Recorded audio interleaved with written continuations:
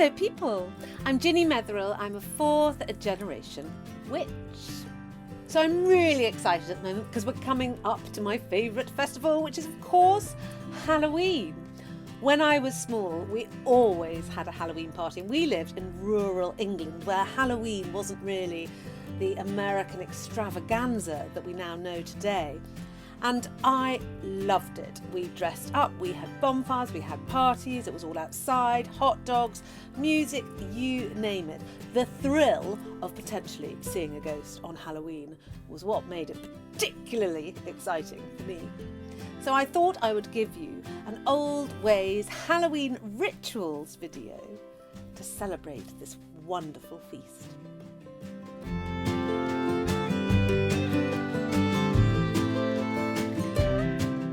In order to help you understand the reasoning behind the rituals that I'm going to describe, I thought we'd just do a tiny bit of Halloween history, or Samhain as the Wiccans like to call it. This is an Anglo-Saxon word and it's been used forever, and it was taken over by the Wiccan religion in the 1950s, 1960s as part of their Wheel of the Year festivals, but it actually is an ancient Anglo-Saxon religion. However, I'm only going to refer to Samhain as Halloween in this video because that is what I, as an old ways witch, has always known it as. Before we had calendars and a date system, we used the moon to guide us, and October's full moon was considered the start of winter. And this is when bonfires were lit on the night of the full moon to signify the end of summer and the start of the 6 months of darkness. And this is the precursor to the Halloween festivities that we know today. Of course, when the calendar was invented, which I don't really know how many years ago at that, but it's several millennia, when days of reckoning were finally invented and the calendar we know today came into being, the 31st of October was settled as the day to celebrate the start of winter. And this is what the Celtic festival of Samhain actually celebrates as the first day of winter on the 1st of November. So our ancient ancestors would celebrate this, and it was a fire festival. There's 2 great fire festivals in the year, this one being Samhain and the other one being Beltane in the spring in 6 months' time. These 2 fire festivals marked the changing of one season to the next, and what that means when a season actually changes is that the veil between the worlds is at its thinnest, and that we are able to see our ancestors.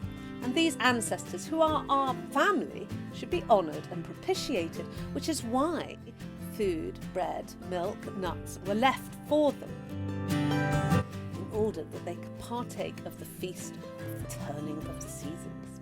Time went by and the festival became more formalised. We understood that the veil being at its thinnest enabled us to see the drinking and feasting of the Fae. They are drinking and feasting, I presume, most of the year, but it is just this time we, as humans and mere mortals, are able to see this. Fae have dominion over all the spirits and the ghosts that walk upon this day, and therefore it is very important to propitiate them and steer them away from your home. There is a very famous example of an Irish family who failed to keep the Fae away from their home on the night of the 31st of October. In the next couple of months, they found that their children sickened, their cattle died, their stores rotted, and general disasters befell the family. And as the family started to pale and die, an old woman was passing, and they gave her hospitality, bread and board for the night. She said, "You've got a fairy path through your house." And the Fae had been using the house as a fairy path because they had failed to keep them away on the night of Halloween. This fairy path was then sucking all the prana and the energy from the family and their goods and chattels. So it's really important to stop the Fae entering your house. Divination was also a huge part of the Halloween festivals because this is the start of the winter season, and so therefore we want to know what's going to happen in the next 6 months. However, It was considered by quite a lot of religions, if you divined the future on this night, it would be accursed, because the only people who would give you the information would be someone like a fallen angel or a malignant force who's only looking at you with malice. Therefore, the future predictions that you would receive on this accursed night would only be grave and sorrowful, because they came from a place of malice. It was, of course, the wonderful Irish who really made Halloween what we know it to be today. They would dress up as goblins and pookas to keep away the fae that were passing through the lands that night, because they could see them. And then during the mass immigration of the Irish in the 1800s, they went to the New World and took these traditions with them, of course. And then they came back to us via popular culture with bells and whistles and the marvellous pumpkin.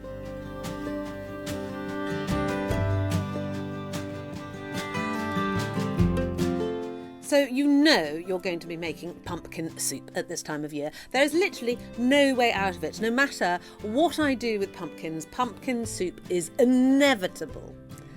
However, there is an old ways divination technique using pumpkin. Well, you can use pumpkin, let's say, that would have been done on Halloween. And this is rather a sweet one to serve at your Halloween festivities.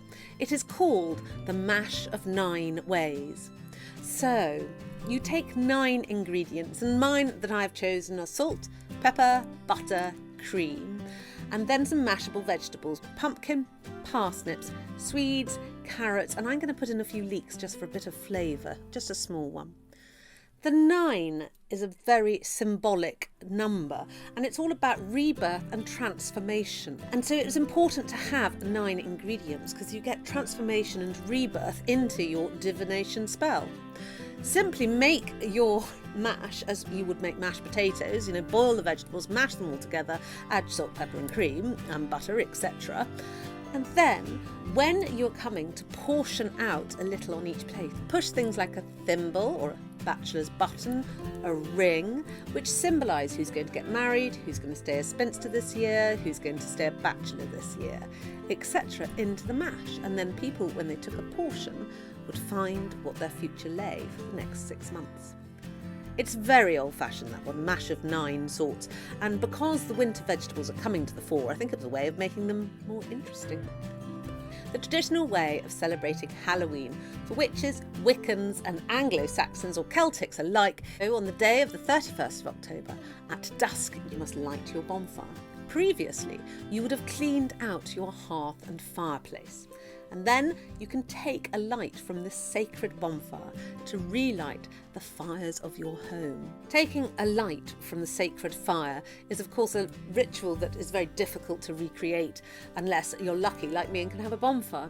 However, there is a very simple candle lighting ceremony. So as guests come into your house, you will have a main candle and give them a candle to take light from this blessed flame. And they can take that candle that they have lit and place it around the room, and that will be their sacred flame. This creates a circle, and of course everybody knows that great and good things happen within. Now, in order to placate the fae and prevent them from entering your house and making a fairy path through it, it was considered a good idea to make a square cross. Now, this should be made from rowan trees or blackthorn trees, and it is simply you tie 2 sticks together with red thread, making sure that the equal arms of the cross are symmetrical. Place this by your doorway and then scatter a line of salt just across the threshold. This should keep the fae at bay. It is important now to honour the ghosts and the spirits that are walking abroad at this time. And so there are a lot of rituals to welcome them into your home, because although you don't want the evil spirits out there, you do want to honour your ancestors. This is why bread, apples, nuts, milk, cheese, these are all favoured food of the dead. And they should be laid by the doorway or by your hearth or at your table. and preferably in numbers of 9. So if you laid a bread, 2 apples, 3 hazelnuts, make sure that the whole spread adds up to 9. And this will honour the ancestors as they come through. This food should not be touched by anybody else, and in the morning you can ritually bury it, burn it, or give it to your animals probably, because the energy has been taken from it by those who have gone before us. Therefore it is of no use anymore. There is also an excellent fertility spell to be done upon this night, and it is very easy. You take an apple and you bury it, because then it becomes the food for those who are waiting to be reborn. And you can ask those to be reborn to come and eat the apple and then come and visit your womb, or whose ever womb that you're after. If you wish to know whether you will get a boy or a girl, before you bury the apple, if you slice it through the middle and then count the pips that you can see, if there's an odd number, you will have a girl. An even number, it will be a boy. No number, use a different apple. It's very old, that one, burying an apple to gain fertility. So the early part of Halloween is for feasting and drinking, but as midnight approaches, this is when the traditional witch or warlock would look to the skies for divination. Now, of course, they were most concerned with what the weather's going to be. Are we going to have a harsh winter? And so looking at the moon at midnight, you would be able to foretell what the weather's going to be. If it's a clear sky and the moon is shining brightly, it's going to be a mild winter. If the moon is occluded by clouds, then it's going to be not so good. And if the clouds are racing across the moon, it's a harsh winter indeed. Likewise, when you are casting your gaze at the moon at midnight, you need to look for which direction the wind is blowing, because this will also give you an indication of what's coming within the next 6 months. For example, if the wind is blowing from the south to the east inclusive, then it means that you will have an abundant 6 months. If the wind is blowing from the southwest in direction, then you've got struggles and battles ahead. The wind flowing from north to northeast means there is death. And if the wind blows in straight from the west, that is where a king will be toppled. So, excitement, huh? Check it out. I would love to know, if you do this, do leave me a comment below what direction the wind was in, so that we can check it out in a year or so. I'll come back and do a video about the predictions that people have given me from this video. But of course, lots of people don't really care about what the weather is doing on Halloween or for the next 6 months, because they spend quite a lot of time inside. However, Halloween is a great time for those who are young, free and single, because this is the night where you can divine your future partner. An old English and very northern spell is the following. Sit in front of a mirror at midnight on Halloween. Ensure that the room is only lit by candlelight. Take a hairbrush and brush your hair. With your other hand, hold an apple and start eating the apple. Brushing and eating, and brushing and eating. And then I want you to look in the mirror at yourself, and then take note of the point here over your left shoulder. For in the mirror, you will see the face of your future partner. Good luck with that. I do know people who've done that with great effect, actually. Quite a scary one, that one. Depends how psychic I suspect you are, whether it works or not. A slightly less scary spell is to take a group of hazelnuts and write the name of each potential partner that there might be for you on each hazelnut, and then throw them into the flower individually. And the one that pops the loudest, that will be your partner. I like that one, it's quite sweet, isn't it? And finally, I want to leave you with an ancient gypsy ritual for Halloween, which is a wish spell. For this, you will need 3 candles, a candle of any colour, but let the candle colour be maybe relevant to your wish that you're going to do. For example, if you're wishing for money, you might use a green candle, a white candle for good intention and to make sure the money doesn't come from anywhere badly, and then, I can't think, another green candle probably. They can be all the same colour or 3 different colours depending on your intention.